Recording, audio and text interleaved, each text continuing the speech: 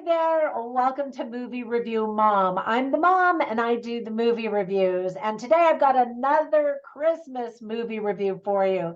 The movie I'm featuring today is called Christmas on Mistletoe Farm.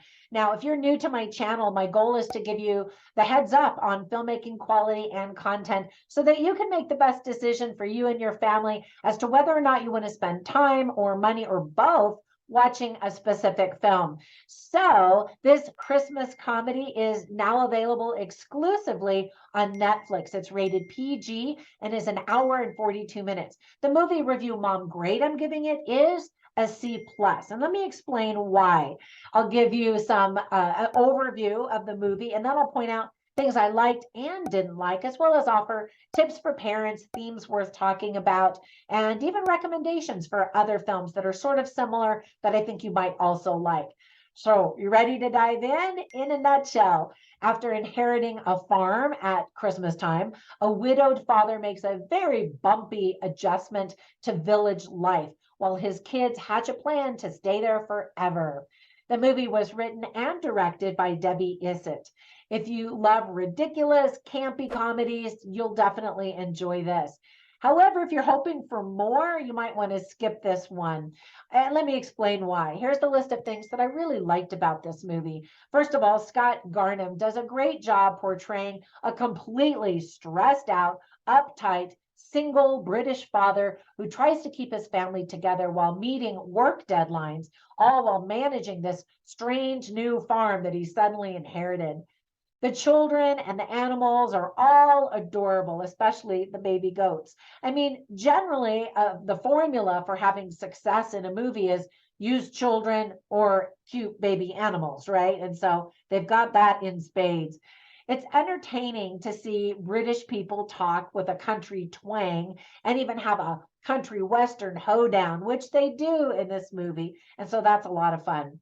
There are three unexpected musical numbers, in fact, that are super corny and really fun to watch. Keep watching also during the final rolling credits to see some more singing and a cute message at the very end of the movie. And then ultimately, it's really fun to go to the British countryside. All of the village people are clearly defined and entertaining. I think the British sense of humor is different than the American sense of humor. And if you love it, I think that you're really going to enjoy this movie, and you would probably definitely rate this higher. If forever you're like, oh, that kind of falls flat for me, if you don't enjoy British humor, then like I said, you might want to skip it. But let me tell you some of the things that I didn't like or just thought could have been done better. So you've got all of the pros and cons. We see a very sanitized version of baby goats being born. In other words, we don't really see anything but fluffy little goats appearing almost out of nowhere. Now, that's good for family-friendly viewing, which this movie absolutely is. Some of the characters are more cartoon-like characters with over-the-top acting and performances and personalities, and caricatures rather than realistic people. There's so much yelling and chaos. I actually started getting a headache by the end of the movie, and I don't really enjoy that. It's supposed to be funny, but again, it's just like, okay, I get it. You're angry, but it just sort of goes on and on and on. And that's probably the biggest thing that made me not enjoy this much as I could have, if there wasn't so much negative or negativity in it, I guess. And for that, not all of the humor landed for me. The romance element of the story in this rom-com is so rushed and unrealistic, with a final kiss that just has not been earned. For example, why would Miss Ashley, the leading female protagonist, even find Matt Cunningham, this widower, attractive when all he did during the majority of the movie was really complain, argue, and shout and treat people very poorly? Like, I could see why he was attracted to her. She's a veterinarian and she's beautiful and lovely and kind to humans and animals. But why would she be attracted to him? That one just didn't make sense at all and wasn't believable. And I get it. This is not supposed to win an Academy Award, for its excellence. It's not believable. It's just supposed to be fun and whimsical. And for that, fine. Because of that, though, the movie is extremely predictable. None of the characters showed any respect for one another's boundaries.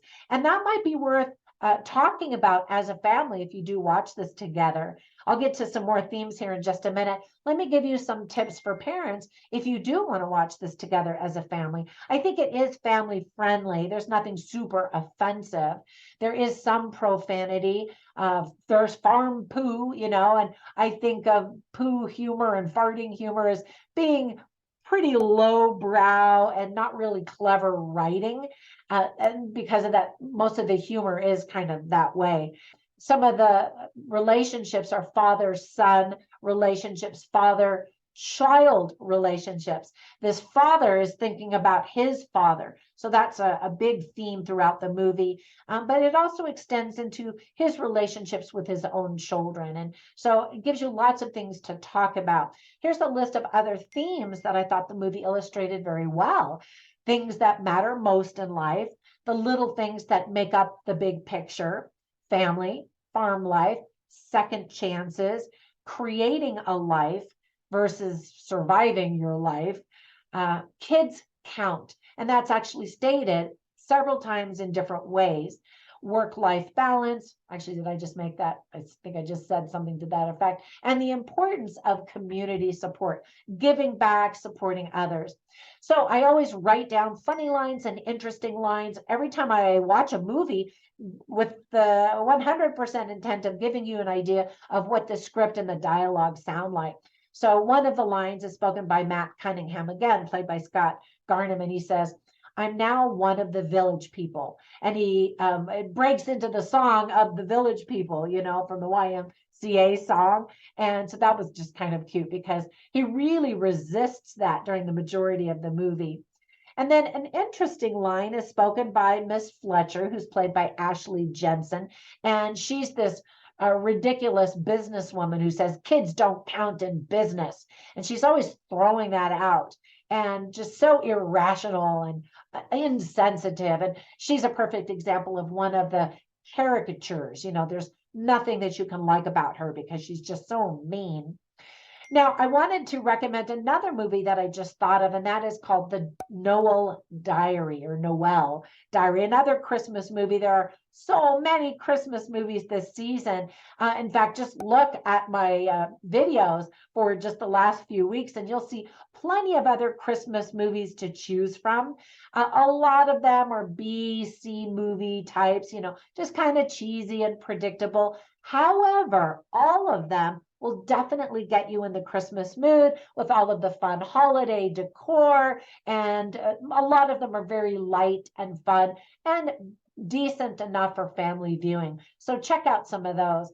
Thank you so much for spending time with me while I talk about this movie. And if you found my review to be helpful, give it a thumbs up and check out all of my other reviews, as well as find me on Instagram as Movie Review Mom, of course, but also as Trina Boice. I'm an author of 31 books, a daily podcast, and I have a bunch of online courses, so you can learn about those on my Instagram accounts.